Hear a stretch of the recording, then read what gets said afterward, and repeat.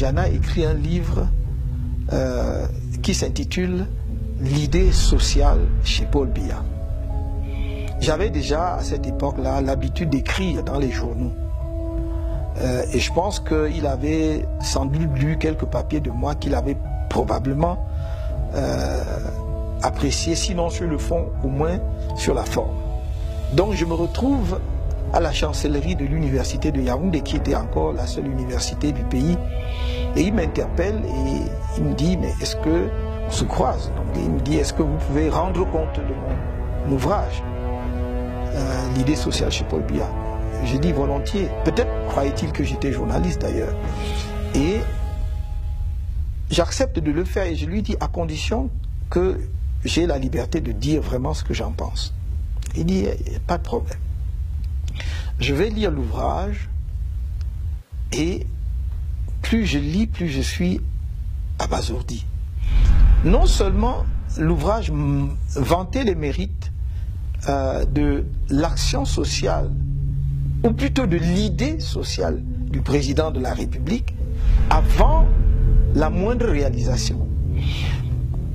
Mais l'ouvrage avait un passage qui m'a fait froid dans le dos, où il disait, je cite de mémoire, « Préserver les appareils répressifs de l'ancien régime pour les retourner contre tous ceux que l'on soupçonne d'être contre le renouveau. » Et là, lisant cela, d'un enseignant d'université, philosophe de surcroît, j'étais catastrophé parce que je suis d'une génération qui, alors que nous étions étudiants, suivions les crimes de Pol Pot au Cambodge.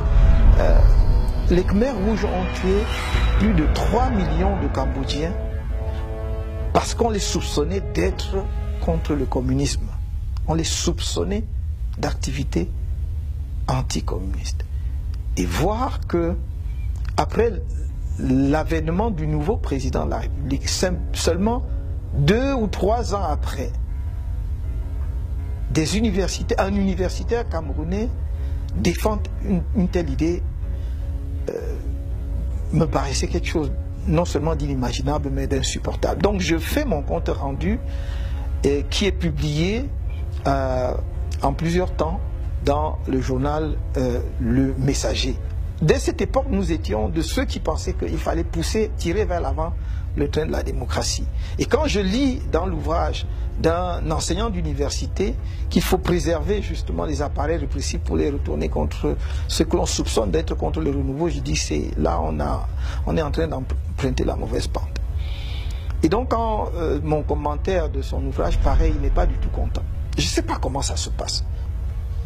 Sans doute travaillait-il avec les services de renseignement camerounais qu'on appelait la DIRDOC à l'époque, qui est aujourd'hui la DGRE.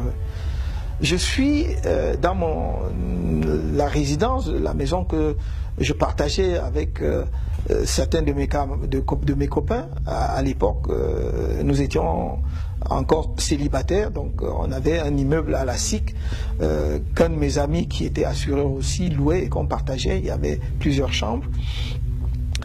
Je suis donc dans cette maison un vendredi soir quand un agent de l'IRIC, puisque j'enseignais à l'Institut des Relations Internationales du Cameroun, arrive accompagné de 2 personnes. Et ces personnes s'introduisent, enfin on les introduit dans la maison et ces personnes se présentent de façon très courtoise, très polie.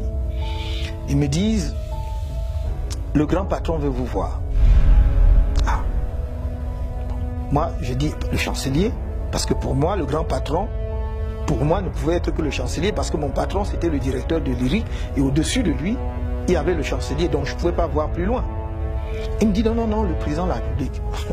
Je tombe des nues, comme vous pouvez imaginer. Moi, le président de la République veut me voir, il me connaît. Enfin, tiens, ah oui, monsieur, il vous connaît, le président veut vous voir. J'étais en bras de chemise et je me suis dit, par politesse, on ne se présente pas au président de la République en bras de chemise. Je leur dis, donnez-moi 1 minute, je vais mettre quand même une chemise, une cravate et une veste. Donc je vais m'habiller à peu près correctement. Ils me prennent et je me rends compte que au lieu de se diriger vers le palais, on se dirige vers le lac. Et je leur dis, mais enfin, où est-ce qu'on va exactement? Et là, la politesse, la courtoisie dont il faisait preuve jusque-là disparaît. Et ils deviennent menaçants, presque insultants. Ah oui, monsieur, pour qui vous prenez-vous? Voilà, hein, vous écrivez des choses et vous insultez le président de la République et tout. Donc il m'amène à ce qui est aujourd'hui la DGRE, parce que je crois que ça devait être à l'époque le DIRDOC, comme on l'appelait. Donc enfin, je vous passe les détails parce que c'était long quand même. On m'a interrogé très longuement. Et à la fin, on me dit, attendez, donc on me fait attendre à côté. Et quelqu'un me reprend dans la voiture et on m'amène donc à la BMM.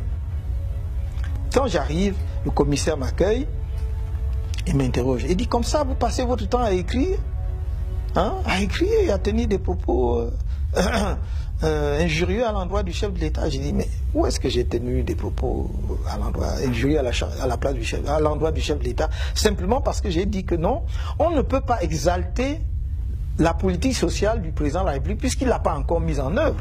Attendons qu'il ait mis en œuvre, on va faire le bilan et on va exalter. Mais pour l'instant, je ne vois pas. Il a développé peut-être des idées qui deviendront des réalisations. Pour l'instant, il n'a pas encore mis en œuvre et on a trouvé que j'avais injurié le chef de l'État. Enfin, il y avait d'autres choses. Et il m'ordonne avec autorité, déshabillez-vous. Et donc, j'étais complètement nu. J'avais gardé quand même mon sous-vêtement, enfin je vais dire mon slip pour parler très simplement que tout le monde puisse comprendre ce que je veux dire. Donc on m'a permis de garder cela. On m'amène dans ma cellule et c'était une cellule cimentée, mais on avait versé de l'eau sur le sol. Et on m'a demandé de me coucher là, c'était ma cellule. Donc je vais passer vendredi, samedi, dimanche là-bas. En fait, ce qui me fait sortir finalement, c'est que enseignant à l'IRIC, j'ai dirigé beaucoup d'étudiants, parmi lesquels des étudiants étrangers. Et parmi mes étudiants, il y avait des étudiants béninois, entre autres. Et le lundi suivant qui suivait mon arrestation, c'est-à-dire j'étais arrêté un vendredi, alors que le lundi, on devait commencer dans la session de soutenance des mémoires. Et on arrive le lundi. Un de mes collègues, qu'on vient de nommer d'ailleurs membre du Conseil constitutionnel, est président du jury. Je devrais le nommer parce que je ne crois pas que ce soit un secret d'État. Le professeur Bipoun est président du jury.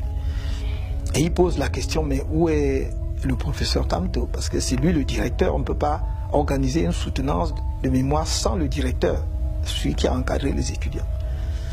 Et évidemment, les gens lui disent non, non, on peut le remplacer et tout, parce qu'il n'était pas question qu'on insiste outre mesure sur mon cas. Et personne ne savait où j'étais, à part l'agent de l'université qui avait amené, l'agent de l'IRI qui avait amené ces gens-là chez moi, qui savaient que finalement on m'avait amené à la DIRDOC. Et évidemment, en bon universitaire, qui respecte la déontologie universitaire, ainsi que les franchises universitaires, le professeur Bipoun leur dit de toute façon, on ne peut pas organiser une soutenance sans la présence des directeurs. Par conséquent, ça ne se fera pas, je ne le ferai pas. Et donc, et je dois lui rendre justice et hommage de cela. Et donc, les soutenances n'ont pas eu lieu. À partir de là, les étudiants béninois qui devaient soutenir, parce qu'après ils devaient rentrer chez eux, vont se plaindre à leur ambassade, leur mission diplomatique. Donc l'affaire commence donc à faire grand bruit, à gagner les missions diplomatiques et remonte. Donc c'est comme cela que l'on, pour ne pas que ça prenne d'autres proportions, que l'on ordonne ma libération. Donc je suis libéré et je peux donc à partir de, je crois, mardi ou mercredi, prendre part aux soutenances de mémoire à l'IRIC pour libérer les étudiants.